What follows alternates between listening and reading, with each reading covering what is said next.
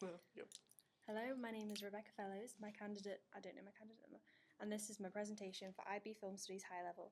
Today I will be discussing the 2006 Spanish-Mexican dark fantasy film Pan's Labyrinth, written and directed by Guillermo del Toro. In his filmmaking career, he alternates between Spanish-language dark fantasy and more mainstream American films. So his Spanish dark language fantasy pieces include stuff like the Gothic horror film The Devil's Backbone, which he made in 2001, and the more mainstream American action movies include films like Blade, Hellboy, and its sequel Hellboy 2, and Pacific Rim. Pan's Labyrinth is compatible with the former genre mentioned, which is the Spanish language dark fantasy, and it preceded Hellboy 2, but it came after the original Hellboy. And his work is characterized by a strong connection to fairy tales and horror, and it usually includes monsters, which he considers great symbols of great power because he's had a lifelong fascination with them. And this is particularly useful in Pan's Labyrinth because he uses many monsters, including Vidal, who's the captain, the Pale Man, the Toad, and even the Faun can be seen as a villain. And he's also famous for his use of insectile imagery, as seen by the original form of the fairies when it first appears in the form of an insect, which is the first time that magic's revealed to the audience and Ophelia, the main character. He's also known for his themes of Catholicism, underworld and clockwork motifs, and that's seen in the Faun's lair, which is underground, and Vidal's obsession with his father's clock watch. Del Toro often refers to Pan's Labyrinth as the spiritual successor to The Devil's Backbone, which he made 4 years prior, and he considers this to be the successor because important themes are shared and altered between the two films. So he decided to do 5 years between the time settings of both films. So the first film is made during the Civil War, and the second film, Pan's Labyrinth, is made after the Civil War. And since there are 5 years between the two films, the world's changed completely. So they had September 11th, and everything that the director wanted to say about themes like brutality, innocence, childhood, and war changed dramatically. So he explored themes of war and brutality and tyranny in Ghost Story and Devil's Backbone, and that illuminated the microcosms of the Spanish Civil War. So he wanted to explore the themes further in Pan's Labyrinth, and made the themes about choice and disobedience, which he felt were themes which are urgent in the world today. And he also does that in he also takes themes and motifs from his other film and uses them in Pan's Labyrinth. For example, he wanted to create crossroads for every character in Pan's Labyrinth, and he even makes Ophelia read from a book called The Book of Crossroads. And he did a similar scene in a film called Kronos, which also includes a green dress, which Ophelia wears. And he uses themes like beliefs. So in Hellboy, Hellboy knows he is a person, a human, even though everyone's telling him that he's a monster and a freak. And similarly in Pan's Labyrinth, when Ophelia sees the moon birthmark, she realizes that she's a princess. And and Del Toro himself believes that Ophelia becomes immortal and it's not just a figment of her imagination. The themes in this film include control, comfort, innocence, childhood, imagination, brutality or tyranny, loyalty, obedience, magic, time, storytelling, and morality. The theme of time is made apparent through the tasks which are set to Ophelia through the Faun, and the urgency in which she has to complete these tasks are vital. So if she had a smaller time frame to do that, then it wouldn't be as suspenseful and compelling to watch for the audience. And the theme of storytelling or fantasy is something that provides Ophelia, the main character, with a sense of control, which links into another theme. And through her storytelling and her sense of control, she participates in the storyline and gets to achieve her goals. And so she only does this in the fantasy world, which is a sharp contrast to her other reality, which is the real world, where she's told what to do by Vidal and her mum. And that ties into another strong theme of obedience. And the ideas of control, which are represented by time, ritual, fascism, and religion, and permanence, and stories and youthful. So, because of the stories, it makes the themes of youthful imagination and fantasy clash, and that makes the audience be able to figure out for themselves what makes us human, and they decide, it's Del Toro's intention, that the audience decides that storytelling is what makes us human, and fascism, which is in effect anti-story, is anti-human, which sort of dehumanizes the villain who's the biggest fascist in the story. And Another big theme is disobedience, which is particularly confrontational in the main character, Ophelia, and she is disobedient towards each of the monsters, the Pale Man, the Faun, and Vidal. And this aligns her with the other characters in the story, like the Rebels, the Resistance, and the Doctor.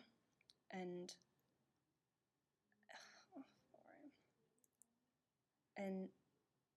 this makes them into better characters, and they're ennobled for refusing to do what Vidal tells them to. And the director's intentions is to engage the audience through the themes, and then so the obedience is attributed to the historical setting, which is 1944 Spain in Franco's reign, and but although it's attributed to the historical setting, its contours of fascism and tyranny, and it's mapped onto any age, including the decade in which he made the film, in which Spain was taken over by a tyrant called Jose Luis Rodriguez Zapatero, who was directly sort of compatible with the Captain Vidal, who shared a desire to fill his father's shoes and caused terror through Spain. And the binary oppositions link into the themes in the sense of there's binary opposition of obedience versus disobedience, which is showcased through the use of characters. So, and it's shown at the very beginning when Carmen, the mum, and Ophelia meets Vidal for the first time. And you can see Carmen obeys Vidal without question, and Ophelia does not. So she sticks out her hand to shake his hand, and then he tells her that it's the wrong one, and she doesn't change her hand or offer him the right hand. And already this early into the film, you can see the difference, the stark contrast, and the opposition between Ophelia, who doesn't obey, and her mother, who does. And you gain a greater understanding into the obedience and disobedience of Ophelia. And disobedience is portrayed therefore in a positive light, and obedience is portrayed in a negative light, since Vidal blindly obeys everything. And there's even a quote from the Doctor that says, "To obey without thinking, just like that, that's something only people like you can do."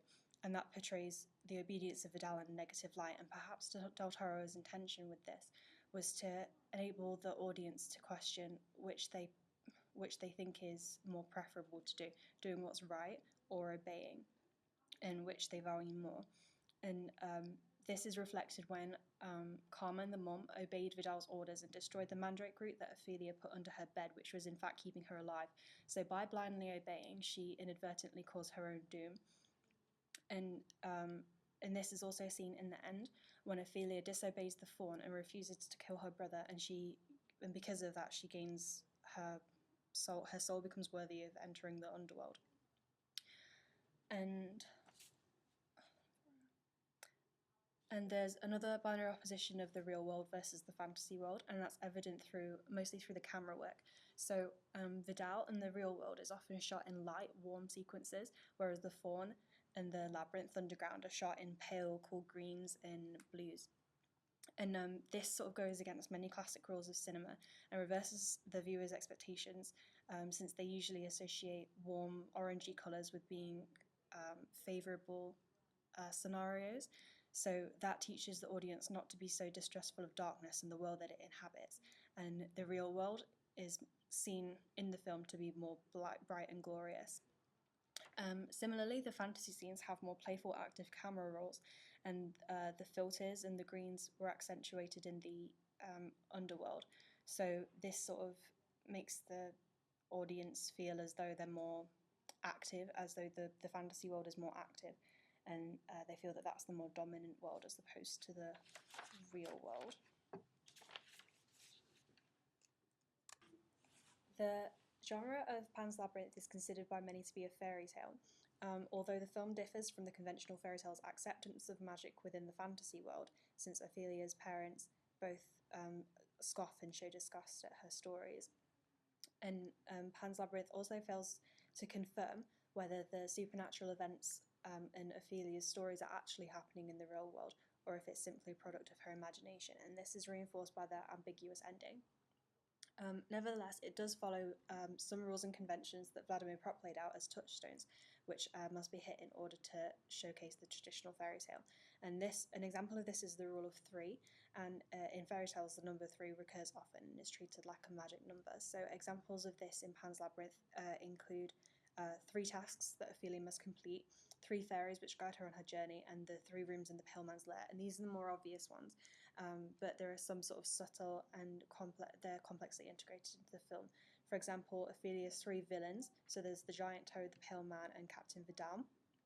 And there's 3 central female characters, Ophelia, Carmen the mum, and Mercedes the rebel. And each of their relationships with Vidal can be viewed as 3 different responses to a fascist regime. So you've got Carmen's weak acceptance, Ophelia's understated rebellion, and Mercedes' full-blown resistance to Vidal's ideologies and what he stands for. And another feature of Prop is the downfall of the villain. And the downfall of the villain in Pan's Labyrinth, Vidal, it feels really satisfying and justified to the viewer. And by the end of the film, it's not even enough for Vidal just to be killed, but he's got to be utterly destroyed. So he requests at the end, when he knows he's going to die, that his son will know who he is. And Mercedes replies that he'll never even know your name. And so his whole demeanour, his whole ancestry is, in fact, dissipated. Another feature is a physical transformation, and multiple characters undergo this. For example, Vidal, who starts off really preened and immaculately groomed at the beginning and ends up physically scarred, drugged, and stumbling towards Ophelia in the end in a manner similar to the terrifying Pale Man. And the Faun also transforms, so he begins really old, and it takes a lot of effort for him to move at the beginning when Ophelia first finds him. When he ends up very slick and quick moving, and he moves in a more beautiful, smooth way, which juxtaposes his increasingly sinister and distrustful behaviour. And the film consists of 2 narrative plots. There's obviously the real world of Francoist Spain, and there's the fantasy world of the Princess Morana, who wants to return to the underworld. And the plot that takes place in the fantasy world can be seen as like a literal fairy tale that's made by Del Toro. However, the real world also incorporates some fairy tale elements and characters, which gives the whole movie a proper fairy tale feel. And but throughout, it cannot be fully regarded as a fairy tale because it lacks other crucial parts of fairy tale elements, and it has limited narration, since the information that the viewer receives is limited. And throughout the whole movie, we're lulled into seeing things how Ophelia sees it. So we effectively see it through the eyes of a little girl in Francoist Spain as opposed to through the eyes of everyone else. So we don't know whether it's all just a fragment of her imagination or whether it's real. And the narrative strategy is also limited, and the narrative is objective, so we only really see the character's external behaviour and we don't really know what she's thinking, so there's the mental subjectivity in the movie. However, we do engage in Ophelia's dreams and fantasies, so the narrative of the film reaches a deeper psychological level. Okay.